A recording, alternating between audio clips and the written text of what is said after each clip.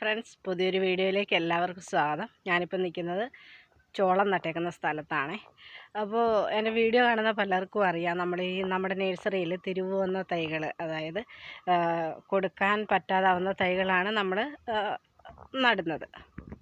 ഈ വർഷം തന്നെ 2ാം തവണയാണ് ഞാൻ ചോളം നടുന്നത്.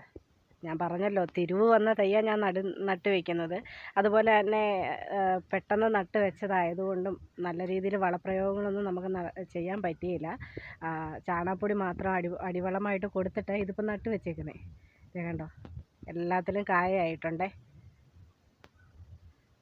അപ്പോൾ നമുക്ക് ചോളം കാണാം. ദേ ഈ കാണുന്നതാണ് നമ്മുടെ ചോളത്തിൻ്റെ പൂവ്. ഇതേ കണ്ടോ. പക്ഷേ ഇതിൽ നിന്നല്ല, ഇവിടെ നിന്നല്ല ചോളം ഉണ്ടാകുന്നത്.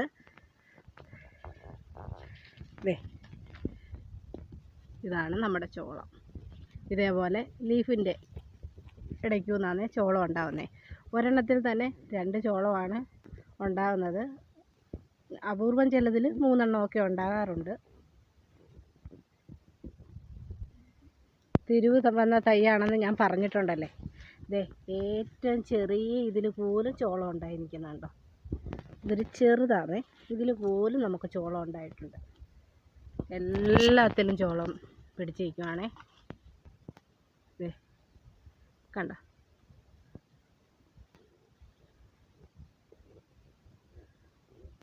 ഇത് നമുക്ക് സ്വീറ്റ് കോണാണേ, നല്ല ടേസ്റ്റാണ്.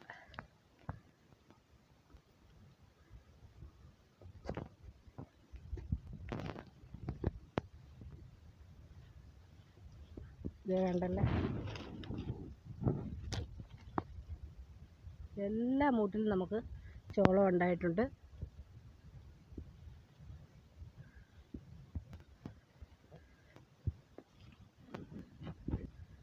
അതുപോലെ തന്നെ ഒരു മിറാക്കിൾ ഞാൻ കാണിച്ചു തരാമേ.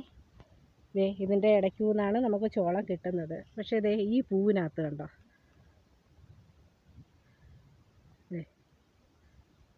ചോളത്തിൻ്റെ നണികൾ നന്നായിട്ട് വിളഞ്ഞ് നിൽക്കുവാണേ.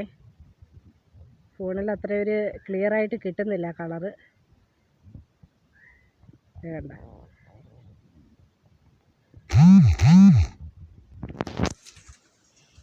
സത്യം പറഞ്ഞാൽ ഇതൊരു മിറാക്കിളാണ് കേട്ടോ.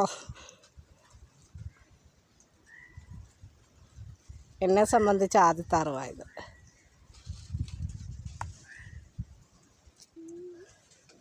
വേണ്ട, അപ്പോൾ ആൺപൂവിനകത്ത് പിടിച്ച കായാണേ മോളെ.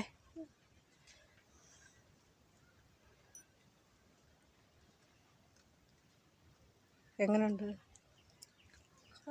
കൊള്ളാമോ? നമുക്കിതിൽ നിന്ന് ജസ്റ്റ് ഒരെണ്ണം ഒന്ന് വിളവെടുക്കാം, നിങ്ങളെ ഒന്ന് കാണിക്കാൻ വേണ്ടിയാ.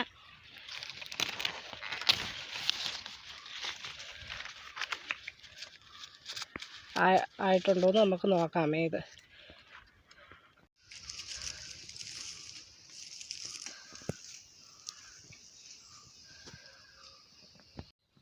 ഒരു പരിചരണവും കൊടുക്കാതെ എനിക്കുണ്ടായ ചോളമാണേ. കണ്ടല്ലോ, ഇതിപ്പോൾ നിങ്ങളെ കാണിക്കാൻ വേണ്ടി മാത്രം നമ്മൾ വിളവെടുത്തതാണേ. ചൊവ്വ വിളഞ്ഞിട്ടില്ല.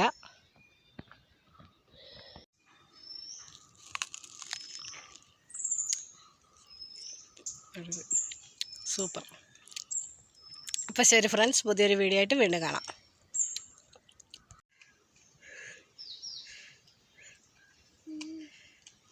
ഇഷ്ടപ്പെട്ടോ?